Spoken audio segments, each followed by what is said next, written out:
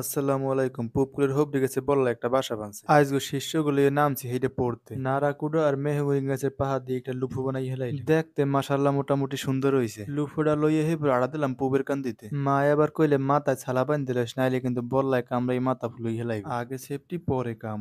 হেই এরপর গ্যাসটাই দিয়ে লুফুড়া দিলাম আগুন ধরাই। দোয়া দরুদ পড়তে পড়তে গেছি গাছের নিচে। বাসার নিচে লুফুড়া ধরলাম পারি হুনি চর চর চর চর হরে। কয়টা বল্লায় মরে দিলে আবার লড়ান। কতক্ষণ হনে পর যাইয়ে দেই পরিস্থিতিটা কেমন। যাইয়ে তো আমি অবাক। একটা বললাও নাই সব আপান নান বিদেশে পলাইছে। শিষ্যরা হেপর টুক করে খুঁজতে খুঁজতে বাসা করে দিলে হালাইয়ে। দে হিন্দি আল্লাহর কি সৃষ্টি। মগো হবরি গাছে অগো বাসা না থাকতে অন্য কোনো গাছে থাকতে হলে মোর এটা ভাঙতাম না। হবরি গাছ আর আমরা গাছের মাঝখানে পড়ছে বাসাটা অগলেগে কোনো কিছু পারন যাইতে না। রাফসান ছোট মানুষ দেখে অরে ওগুলো নিয়ে খাল পারে খাড়া রেতেছি হেদে হিমগো জোতা লইয়া আইছি। বললা বাসা ছুড়নের পর কয়টা আমরার হবরি পারছিলাম হেলইলাম হে বানাই। গ্রামে থাকলে এই সুবিধাটা আপনি পাইবেন বিভিন্ন সিজনে ফলমূল পাইবেন। গুঁড়ো গাড়া লোভ সোনা তেল মরিচ নুন এনে দিছি হেদে মিলে জিলে হেরা দিলে খাওয়া শুরু করে। মারুপ কাকু মরিচ দিয়েছেন দি বেশি চিনি কি দেন নাই মোটেও।